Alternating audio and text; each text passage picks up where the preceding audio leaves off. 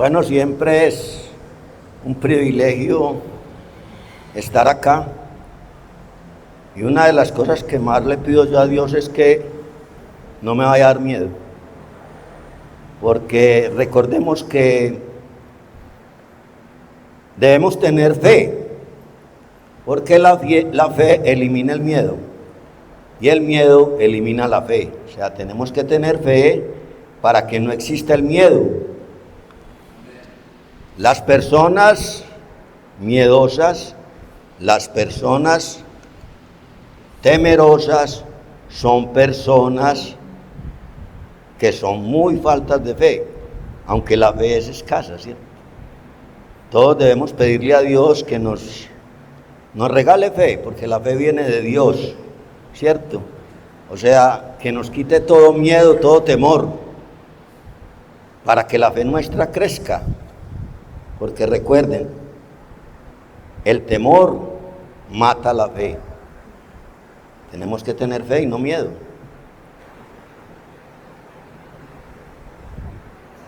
Bueno, antes que todo, quiero darle gracias a Dios por el privilegio de estar aquí con ustedes, hermanos, para compartir la palabra que Dios quiere compartir con nosotros hoy. Porque el predicador también recibe la palabra de Dios. No solamente los que están sentados, sino uno que está acá. También Dios nos habla. Señor, yo te doy gracias en esta noche.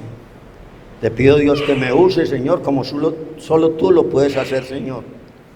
Yo simplemente seré un instrumento tuyo, Señor. Yo te pido, Padre, que no sea yo, Señor, hablando, sino tú, Señor.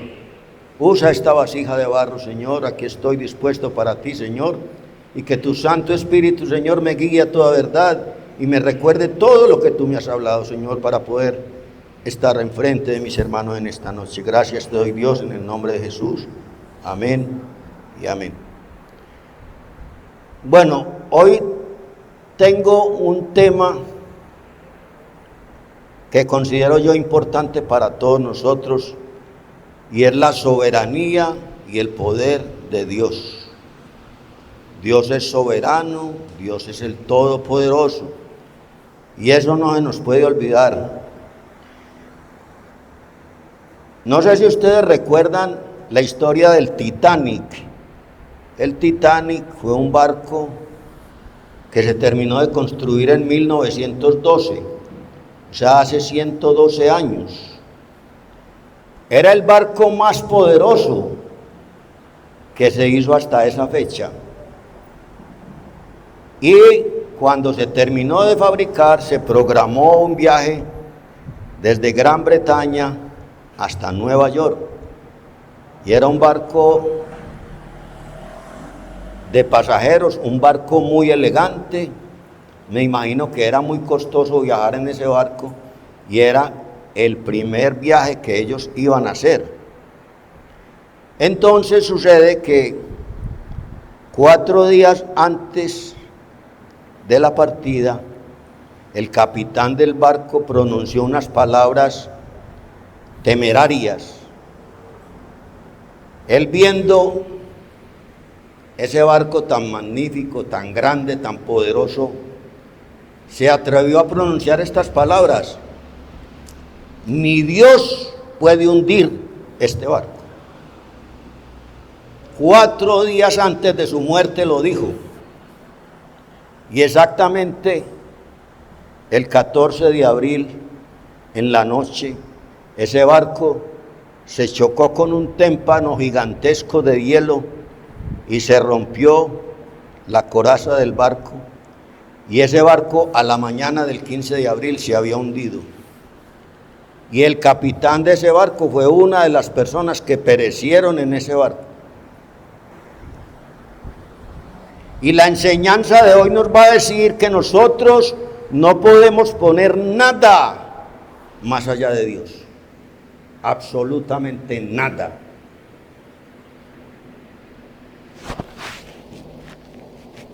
No se nos puede olvidar eso. Yo le comentaba a mi esposa esta tarde un caso que a mí me pasó.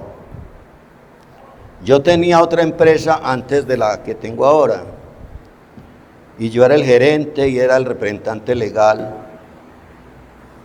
Y por problemas de socios, la empresa entró en problemas. Y me acuerdo como si fuera hoy que aquí al frente de la iglesia de Itagüí me encontré con el gerente del banco y me llamó: venga, ustedes saben el problema que está metido. Le dije: no, ¿qué pasa? La DIAN lo embargó a usted. La Administración de Impuestos Nacionales le embargó la cuenta. Le dije: ¿cómo así? Le dije: no, pero tranquilo que yo ese problema lo resuelvo. Y este señor me dijo, muy amigablemente, porque éramos buenos amigos: ese problema no tiene solución. Así me lo dijo. Y dije: yo lo voy a arreglar. Me fui para la DIAN.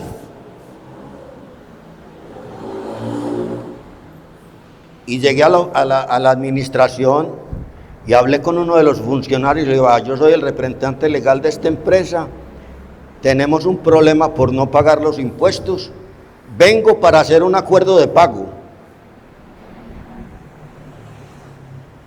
Y este señor inmediatamente me dijo: a usted lo están buscando para meterlo a la cárcel.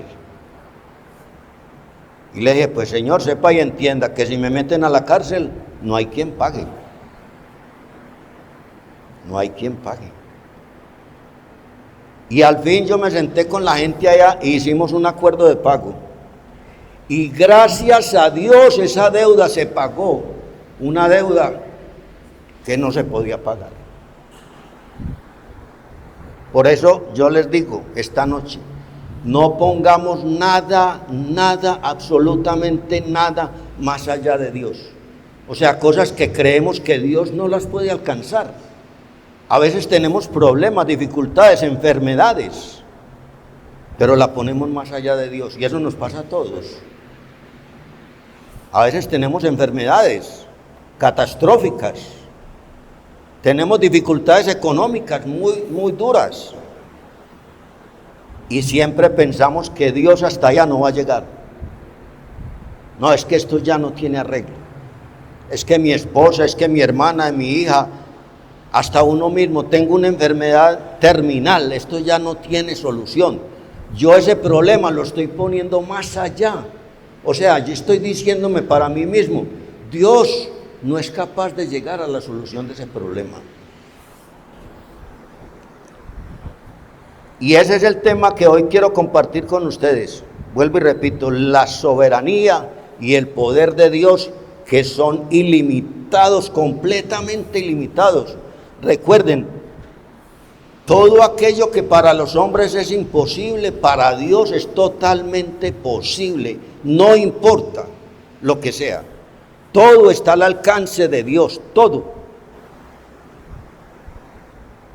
Entonces vamos a leer, y hoy vamos a hablar acerca de milagros, ¿cierto? Milagros son cosas sobrenaturales que suceden y que son imposibles para el ser humano. Son milagros. Jesucristo hizo muchos milagros cuando estuvo caminando por acá. Muchos. En la Reina Valera, por ejemplo, aparecen 36 milagros anunciados o enunciados. Él hizo muchos milagros, demasiados milagros, y todavía continúa haciendo. O sea, Dios todavía está haciendo milagros en sus hijos, porque Dios nos ama y nunca nos va a dejar de amar. Entonces miremos en Marcos 8, 22, 26, uno de los tantos milagros que Dios hizo.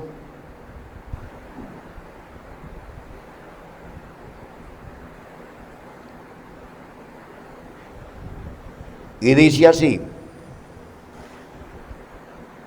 vino luego a Betsaida y le trajeron un ciego y le rogaron que le tocase. Entonces, tomando la mano del ciego, lo sacó fuera de la aldea y escupiendo en sus ojos, le puso las manos encima y le preguntó si veía algo.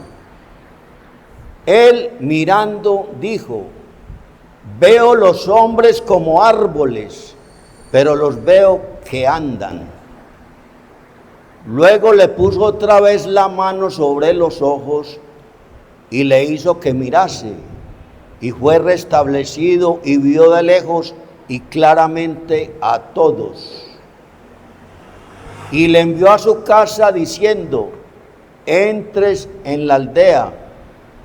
No entres en la aldea ni le digas a nadie en la aldea.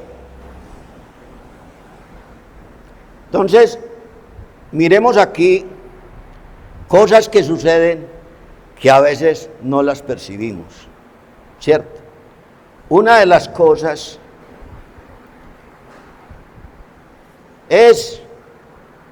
dice, Dios hace su voluntad y no la nuestra, porque a veces creemos que Dios haga cosas y le decimos cómo.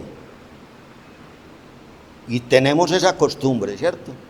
Dios, necesito que me hagas esto, y como si Dios fuera insuficiente le decimos, pero lo vas a hacer así. Tenemos ese vicio, porque creemos que estamos al mismo nivel de Dios, ¿cierto? Yo le doy órdenes a Dios, yo le digo cómo hace. Entonces lo primero que vemos ahí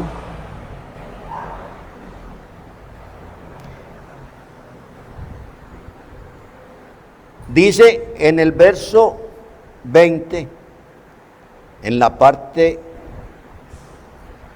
B creo que dice, vamos a poner el verso 20 nuevamente, verso 20,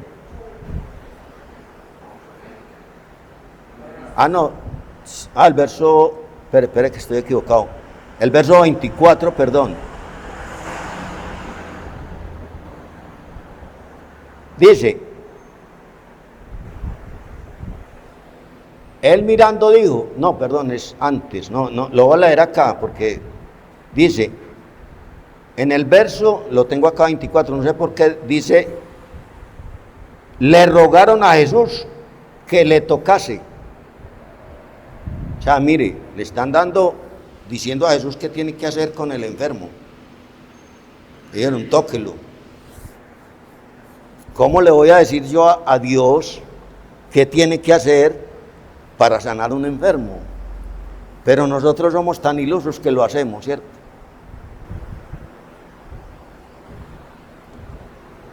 Cuando le pidamos a Dios, es como el ejemplo que yo les ponía, cuando yo fui a resolver un problema, yo no sabía cómo se iba a resolver el problema, pero Dios sí sabía cómo lo iba a resolver, ¿cierto? Y Dios hace las cosas a su manera. Es por eso les digo, Dios hace su voluntad y no la nuestra, ¿cierto? O sea, nunca le digamos a Dios cómo es que debe hacer las cosas, sino digámosle, Dios, haz tu voluntad, como tú quieras, así sea.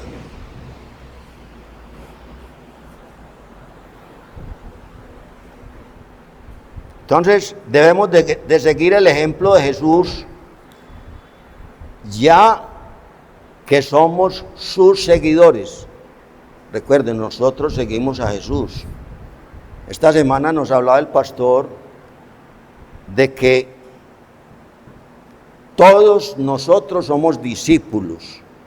O sea, cuando Jesucristo escogió su gente, escogió 12 discípulos.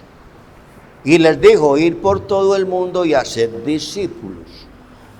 O sea, nosotros somos discípulos de Tony, y Tony es discípulo de alguien, ese alguien es discípulo de alguien, hasta que llegan a donde tenemos que llegar, al Maestro, ¿cierto?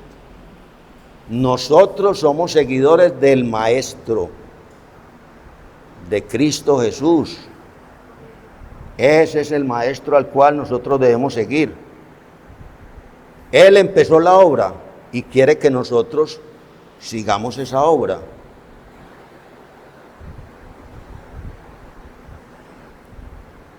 Bueno, Miremos Lucas 22, 42.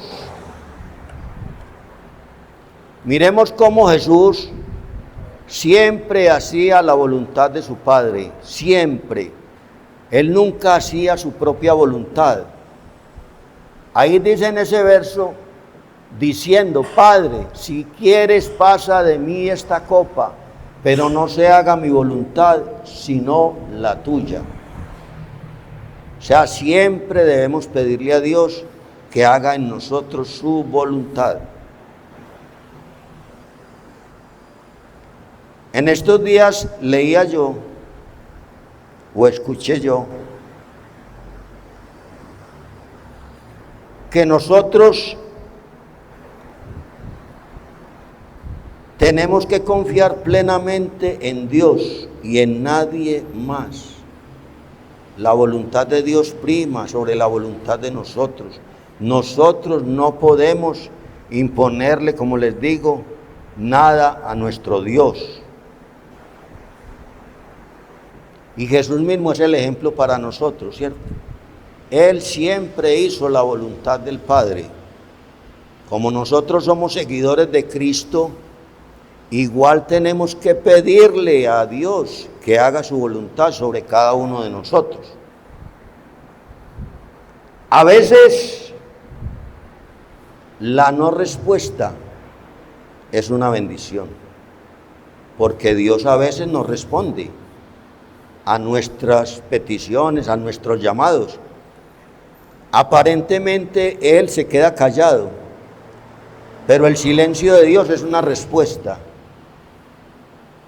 Y las respuestas mudas de Dios son una bendición para nosotros, y así lo debemos entender. Cuando Dios no nos responda, digámosle gracias Dios, porque esta no respuesta es una bendición para mí.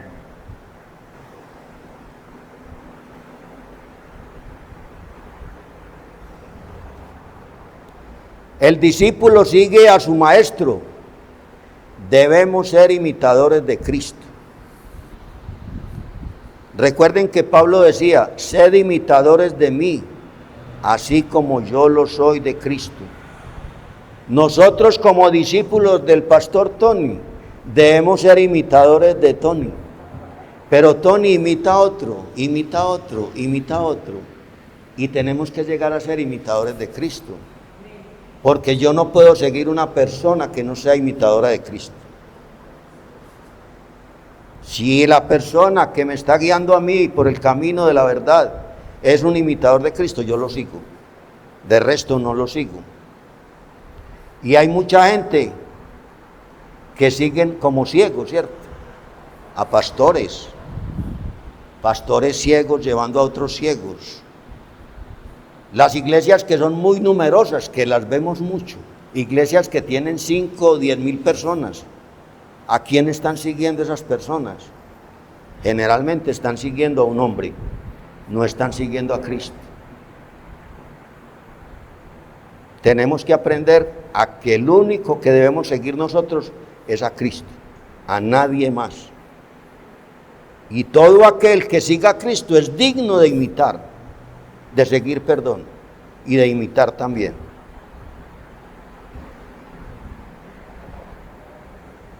Entonces, ¿hasta dónde debemos seguir a Cristo? Es otra pregunta que surge ahí en ese pasaje bíblico que leímos. Y eso está ahí en la parte A del verso 23. La primera parte del verso 23.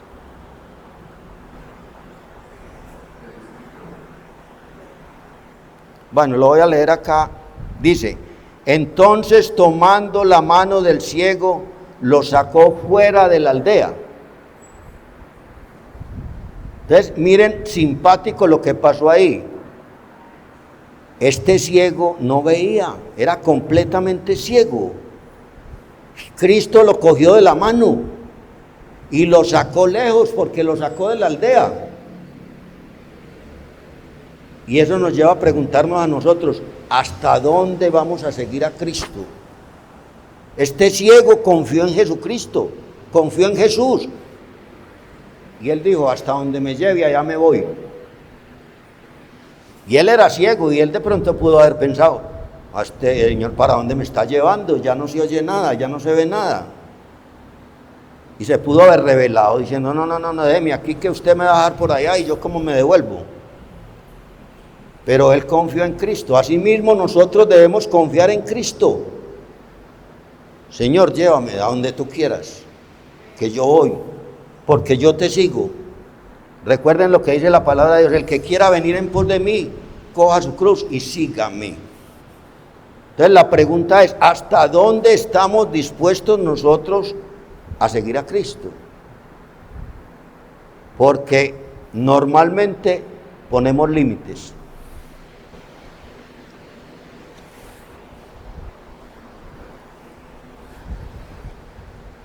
Entonces, Jesucristo tiene la palabra o tiene palabras de vida eterna. Por eso es que lo tenemos que seguir. Si ustedes recuerdan una vez, no recuerdo bien el pasaje que le estaba hablando a los apóstoles y les estaba hablando de una forma muy dura, que Pedro dijo, dura es esta palabra, dura. Y Jesús le dijo, si usted también quiere devolverse, no hay problema, devuélvase. Y Pedro le respondió, Señor, ¿a dónde iremos? Tú tienes palabras de vida eterna. Por eso tenemos que seguir a Cristo, porque Él tiene palabras de vida eterna. Yo esta semana, porque Dios a uno como que le va mostrando cosas, y por eso es bueno uno leer mucho la palabra de Dios y leerla mucho, porque Dios le va mostrando a uno, le va abriendo como los ojos, ¿cierto? Y yo leí esta semana que nosotros no debemos estar bajo la ley, y eso lo sabemos todos, ¿cierto? Nosotros no estamos bajo la ley, porque la ley no justifica a nadie. Y hay gente que sigue bajo la ley, pero la realidad es que la ley no justifica. La ley se puso para darnos a conocer el pecado y para saber que por el pecado nos llevaron a una prisión donde estábamos condenados y no teníamos salida. Pero Jesucristo abrió la puerta. Por eso es que tenemos que creer en Cristo, porque Él fue el que abrió la puerta donde estábamos allá prisioneros y condenados a muerte. Él pagó un precio demasiadamente caro por nosotros. Y yo les digo una cosa, hermanos, toda persona que está bajo la ley está desconociendo la obra de Cristo Jesús en la cruz. Por eso no podemos estar bajo la ley, porque la ley nos condena y Jesucristo nos salva.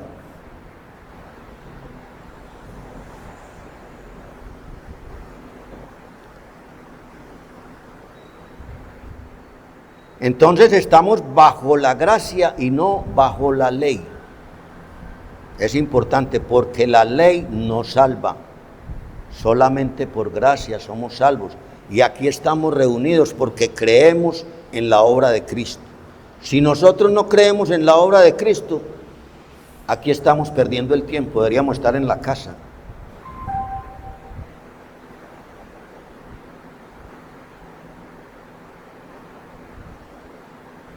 Miremos Juan 12:26.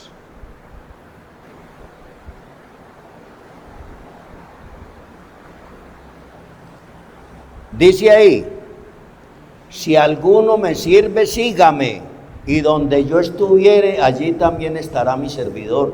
Si alguno me sirviere, mi Padre le honrará. Miren la importancia de seguir a Cristo. Y si miramos ese ciego, él, en medio de su ceguera, confió y tuvo fe en que aquella persona que lo estaba llevando de la mano, lo iba a librar de esa enfermedad que tenía, que era la ceguera.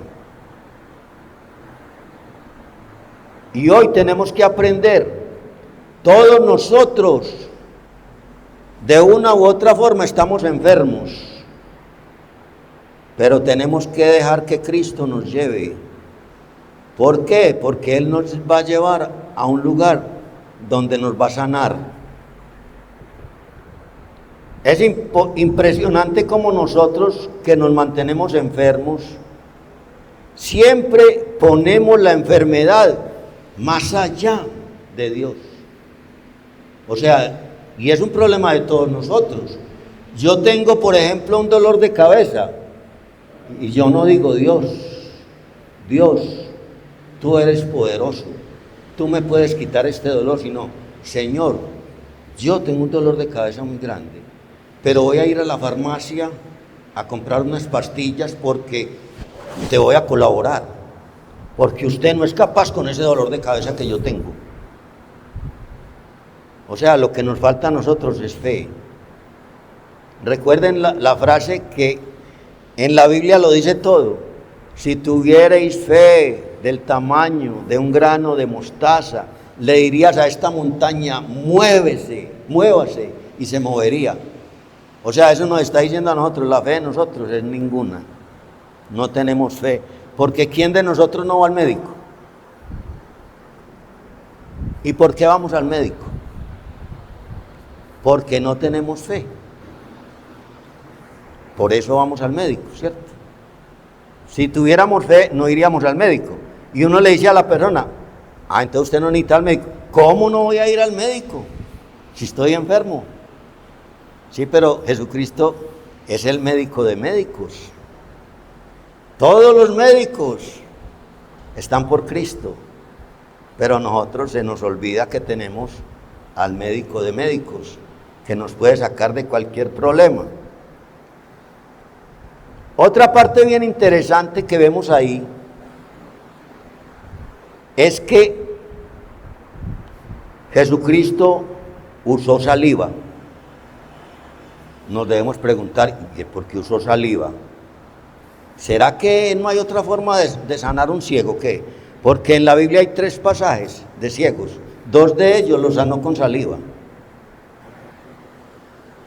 Y la pregunta es, ¿y por qué Jesús usaba saliva, cierto? ¿Por qué no simplemente, como le dijeron ellos, tóquelo?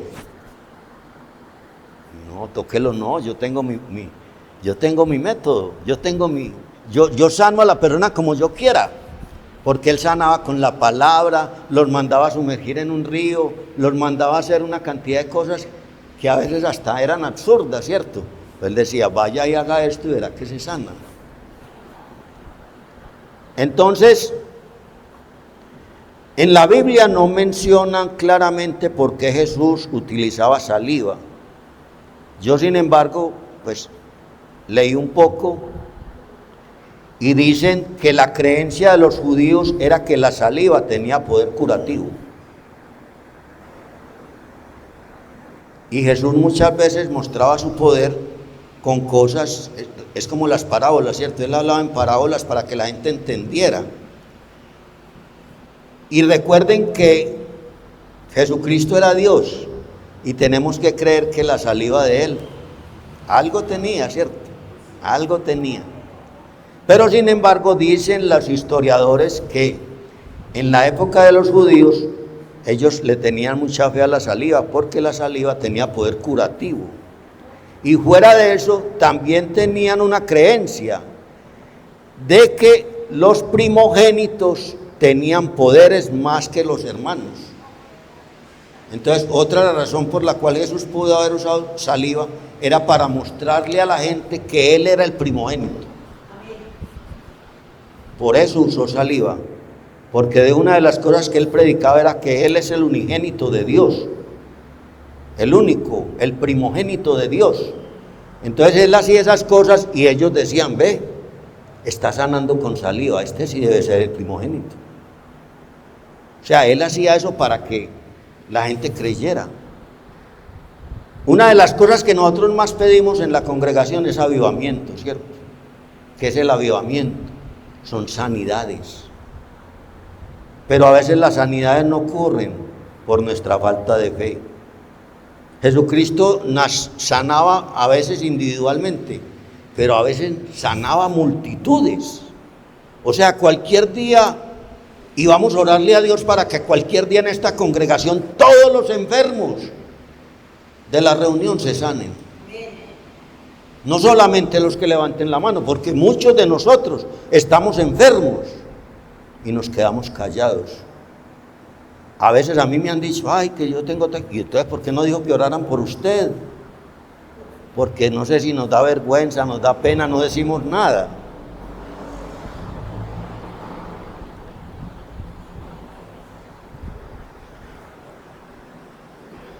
Entonces, Jesús sanaba para la gloria de Dios. Recuerden, Jesucristo todo lo hacía para la gloria de Dios, para que Dios sea exaltado.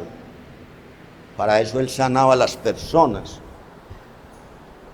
Jesucristo sanó mucha gente. Por eso les decía, en la Reina Valera, que es la Biblia que a mí me gusta, y que tengo muchas Biblias, entre otras cosas, pero me gusta más la Reina Valera, hablan solamente de 36 milagros.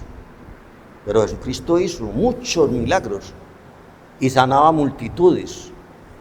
Entonces, en la Biblia aparecen historias de muchas sanidades de forma individual. Pero vamos a mirar qué pasó en este pasaje. Vamos a mirar Mateo 15, versos del 29 al 31. Dice: pasó Jesús de allí y vino junto al mar de Galilea, y subiendo al monte se sentó allí.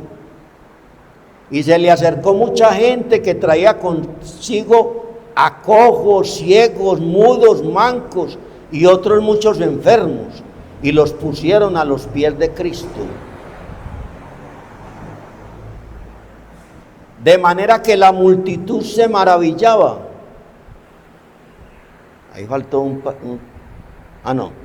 Sí, de manera que la multitud se maravillaba viendo a los mudos hablar, a los mancos sanados, a los cojos andar y a los ciegos ver, y glorificaban al Dios de Israel.